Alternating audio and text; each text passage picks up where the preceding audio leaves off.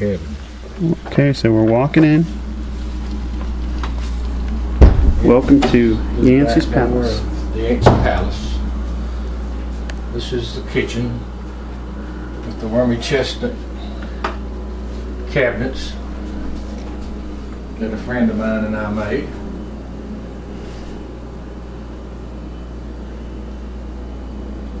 It's got a tile floor.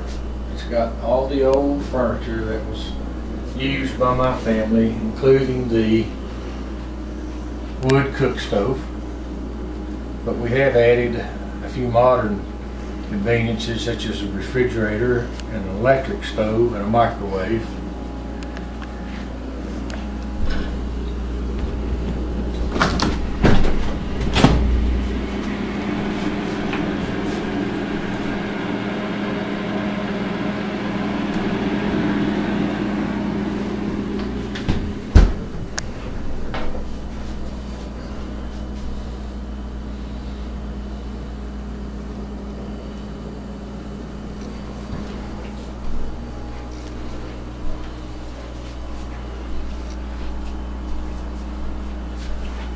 That's the old meal box where they stored flour and corn.